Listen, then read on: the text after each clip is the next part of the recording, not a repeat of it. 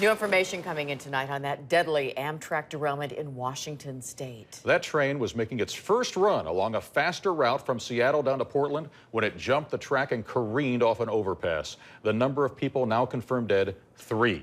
That number, though, may climb because more than a dozen people have critical or serious injuries. Rescuers at this point saying they do not expect to find any more victims at the scene. The search of those train cars is now complete. ABC 7's Eric Hong joining us tonight with more on the investigation and terrifying moments for those on board. Eric. Kathy and Alan, the company that owns that particular stretch of track, says the speed limit there is just 30 miles an hour. But at least one passenger says the train was going more than twice that speed when it left the tracks. Investigators tonight beginning their quest for answers into how a freshly minted train line became a scene of tragedy. Oh my God. Yo. The train with its dozen cars and 2 locomotives was sent hurtling off the tracks at the height of the morning rush, cars plunging off an overpass onto traffic below. Among the 84 people on board was passenger Chris Carnes, who tweeted, "Wow, this train is fast, and we are passing up traffic on I-5." But minutes later, the train started to wobble for a moment, and then we were catapulted at the seats in front of us. And at the next thing that we knew, our car had crumpled. Amtrak 501, emergency. We are on the ground. Amtrak Cascades train 501 was bound for Portland from Seattle, the derailment 20 miles south of Tacoma, on a curve into an overpass over Interstate 5. More than 100 people taken to hospitals. It's actually kind of surreal. Train cars are precariously dangling over a freeway. That's something that we do tabletops on, and everybody comes in usually going, "Oh, that's not going to happen." Well, here we are. What ended in tragedy began as a moment of triumph, the inaugural run of a new train line.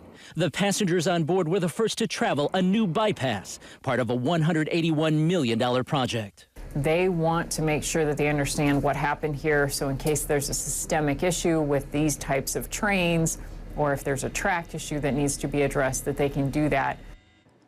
Late tonight, officials said at least 5 passenger vehicles and 2 semi-trucks were struck by the falling train cars. The 3 people killed were all on board the train. Alan and Kathy, because it was a new train line, officials say that the cars were not full, so this could have been much worse. Okay, Eric, thank you. And one of the survivors, Scott Claggett, tonight describing the horror from inside that wreck. When he climbed out of his train car, he was in the woods, suspended in the air.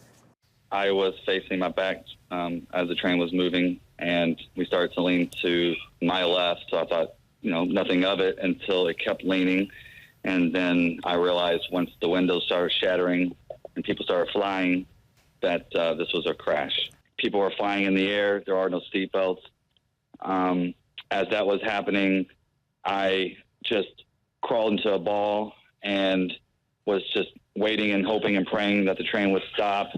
I don't know how the window, if it was already open or someone opened it or broke it open. I just know that it was open, and I decided to jump out of it, not knowing that my cart has now entered the woods, and I'm about a story and a half up. Once I jumped out of the train, I realized how high I was, and I landed on the ground. Still hearing screams. There's nothing more that I can do, which is pretty painful to want to help somebody, but you can't because, I'm so far below.